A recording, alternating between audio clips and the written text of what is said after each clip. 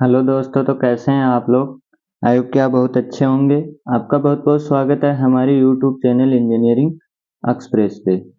इस वीडियो में हम देखने वाले हैं, हमारे पास क्या है, एक जेड शेप है जिसका हमको क्या निकालना है, सेंट्रोइड फाइंड करना है। हमारे पास क्वेश्चन है, find the centroid of the cross section area of Z section as shown in figure. यानी कि ये फिगर हमको दिया हुआ है जेड टाइप का, और इसका हमको क्या करना है, हमारे को सेंट्रोइड निकालना है। तो चलिए करते हैं वीडियो की शुरुआत।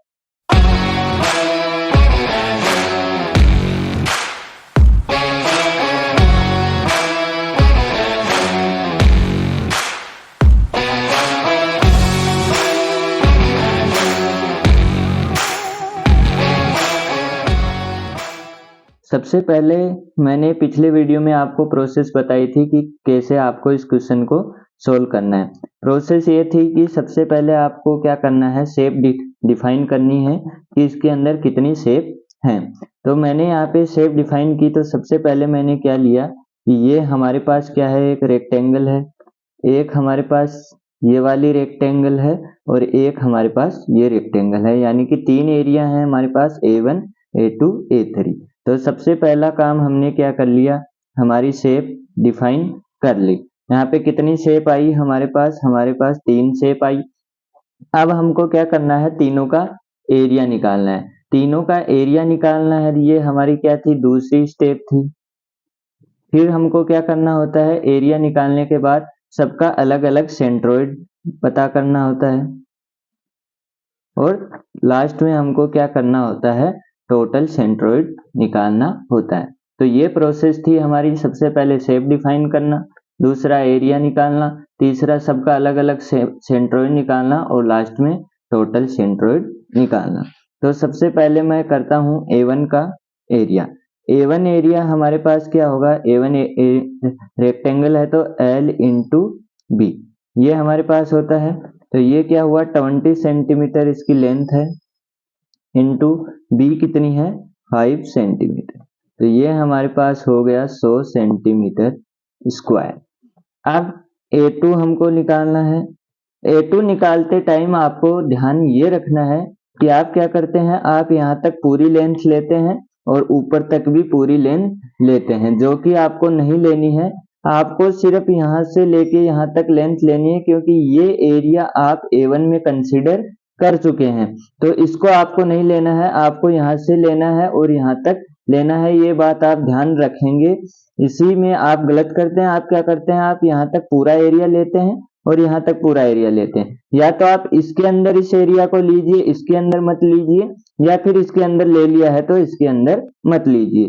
तो A2 हमारे पास क्या हो जाएगा, 20 माइनस 5 यानी कि 15 इंटू इसकी विड्थ कितनी है, 2.5।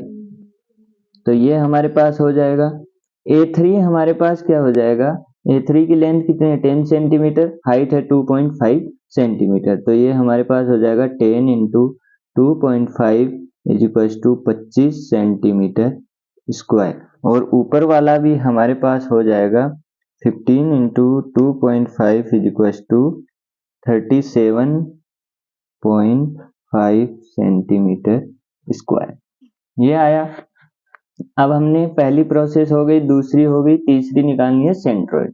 अब C1 का सेंट्रोइड कहाँ होगा, C1 का सेंट्रोइड कहाँ होगा। यहाँ पे क्या होता है, अगर रेक्टेंगल का मैंने बता रखा है L/2 और B/2, तो इधर से L/2 आप लेंगे तो 10 सेंटीमीटर, और यहाँ पे अगर आप देखें तो हमको कहाँ से लेना है, Y से लेना है। इसका अक्ष में सेंट्रोइड और Y में सेंट्रोइड क्या होगा, अक्ष में इसका सेंट्रोइड होगा, हमने यहाँ पे लिया तो ये 10 प्लस ये वाली लेंथ, क्योंकि Y से ही तो हम अक्ष की लेंथ लेते हैं।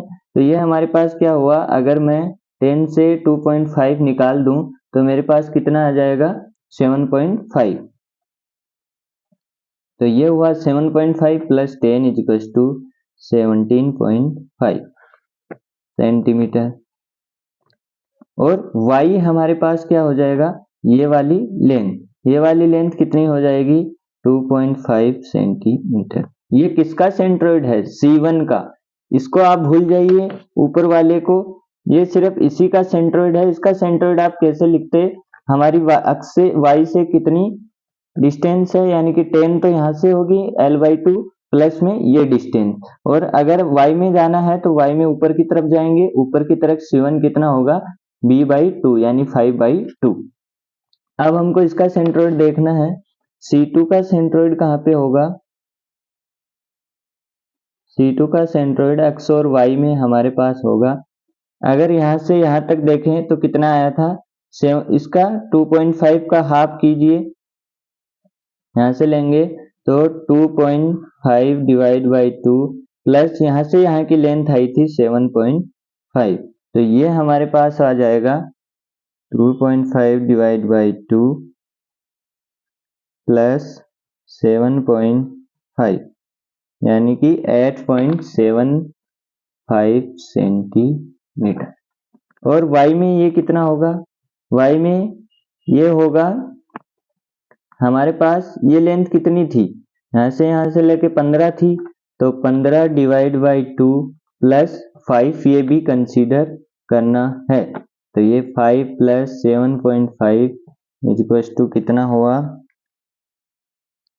ये हुआ हमारे पास 12.5।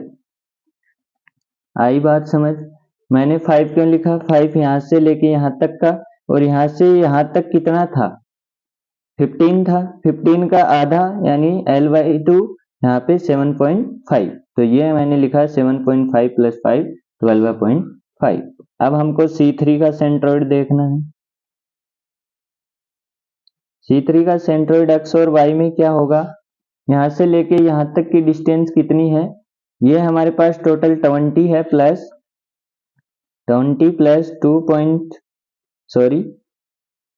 यहाँ से यहाँ तक कितना है 10 है, तो 10 का हाफ कितना होगा 5 सेंटीमीटर, और y में कितना होगा 20 सेंटीमीटर यहाँ तक है, और 2.5 का हाफ यानी कि 20 प्लस 2.5 डिवाइड बाई 2, तो ये हमारे पास हो जाएगा 21.25, यही हुआ 21.25 सेंटीमीटर। इतना आने के बाद हमारे पास क्या आ गया, C3 का अलग सेंट्रोइड आ गया, C1 का अलग, C2 का अलग। अब हमको फॉर्मूला क्या लगाना है, टोटल का, यानी कि अक्ष अक्ष में टोटल सेंट्रोइड कितना होगा वो हमको बताना है। तो ये इसके लिए फॉर्मूला क्या लगाएंगे, A1 x1 plus A2 x2 plus A3 x3, और अपॉन में तीनों एरिया टोटल कर देंगे A1 plus A2 plus A3, तो ये हमारे पास कितना आ जाएगा, A1 कितना था 100 सेंटीमीटर और 17.5 इंटू 100 प्लस A2 कितना था 37.5 इंटू 8.75 प्लस 25 इंटू 5। ध्यान रखना है उसी के सेंट्रोइड से मल्टीप्लाई करना है जिसका एरिया ले रहे हो, हर किसी एरिया से हर किसी को मल्टीप्लाई नहीं करना है, तो ये आपको ध्यान रखना है। और ये हो गया 25। अब इसका वैल्यू कितना आएगा, यहाँ पे 17500 प्लस यहाँ पे अगर मैं देखूं तो 37.5 इंटू 8.75, ये कितना आ जाएगा, ये आ जाएगा 328.125 प्लस 25 इंटू 5 125, और यहाँ पे हो जाएगा 125 प्लस 37.5, ये हो जाएगा 162.5। तो टोटल वैल्यू हमारे पास आ गई 50 प्लस 328.125 प्लस 125 डिवाइड बाई 162.5, और ये वैल्यू निकल के आई 1110.48।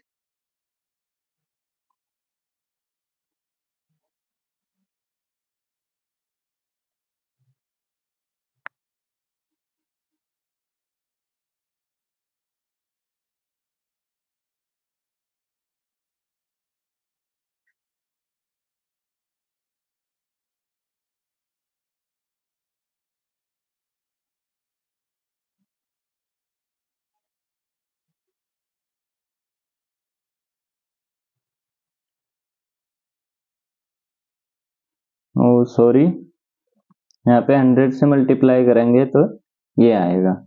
अब हमारे पास 1750 प्लस 328.125 प्लस 125 और ये डिवाइड में हो गया 162.5, तो ये हमारे पास आया 13.55 सेंटीमीटर, यानी कि अक्ष में इसका सेंट्रोइड कितना होगा, यहाँ से 13.5, तो 13.5 चलेंगे तो यहाँ पे हमारे पास क्या होगा, यहाँ से 13.5 यानी कि इसके अंदर आएगा। इस यहाँ से चलेंगे 13.5, सॉरी y में नहीं जाना है, अक्ष में जाना है, तो यहाँ से चलेंगे 13.5 यानी कि यहाँ पे कुछ हमारा आएगा। अब y में देखना होगा, तो y में भी हमको वही करना है, y की टोटल सेंट्रोइड निकालना है। तो a1 y1 plus a2 y2 plus a3 y3 upon a1 plus a2 plus a3, और ये हमारे पास कितना हो जाएगा, 100 इंटू y1 निकाला है हमने 2.5, तो ये हो गया 2.5 प्लस 37.5 इंटू यहाँ पे निकाला है 12.5 प्लस 25 इंटू 21.25, और ये हमारे पास नीचे हो जाएगा 162.5। तो ये हमारे पास हुआ 250 प्लस इसको मल्टीप्लाई करेंगे तो 37.5 into 12.5 is equal to 468.75 plus 25 into 21.25, ये हो जाएगा 531.25 अपॉन 162.5। यहाँ पे हमारे पास कितना आएगा, 468.75 प्लस 250 डिवाइड बाई 162.5, तो ये आ जाएगा 7.69 सेंटीमीटर। अब ये आया अक्ष में सेंट्रोइड, y में सेंट्रोइड, और ये आया अक्ष में सेंट्रोइड, यानी कि हमारे पास इधर से चलेंगे तो 13.55 और इधर से ऊपर चलेंगे तो हमारे पास 7.69 सेंटीमीटर पे इसका सेंट्रोइड आ जाएगा। और यहाँ पे हम देख भी सकते हैं क्योंकि हमारे पास क्या है, 7.69 y में है और ऊपर की साइड टोटल लेंथ कितनी है, 22.5। अब नीचे की साइड ज्यादा आ रहा है क्योंकि ये एरिया बड़ा है, तो इसका एरिया बड़ा है तो हमारे पास क्या होगा, इसकी वैल्यू ज्यादा रहेगी, यानी इसके अंदर मास ज्यादा रहेगा और इसके अंदर कम रहेगा, तो ये क्या होगा, नीचे की तरफ ज्यादा झुकेगा। सेंट्रोइड क्या होता है, टोटल जिस साइड मास ज्यादा होता है उसी साइड खिसक जाता है। जैसे हमारे पास कोई यूनिफॉर्म बॉडी है, उसका कहाँ पे होता है, सेंटर में होता है, लेकिन कोई नॉन यूनिफॉर्म बॉडी है जिस तरफ रो ज्यादा है उस तरफ हमारा सेंट्रोइड क्या हो जाता है, खिसक जाता है। उसी प्रकार हमारे पास यहाँ पे क्या है, ये एरिया बड़ा है, ये एरिया कितना बड़ा है, 4 गुना बड़ा है, इसका मतलब हमारा y एक्सिस में नीचे की साइड आ गया। तो ये था हमारा सेंट्रोइड। आई होप कि आपको समझ में आया होगा। अगर वीडियो अच्छी लगी हो तो वीडियो को लाइक करें, चैनल को सब्सक्राइब करें। धन्यवाद।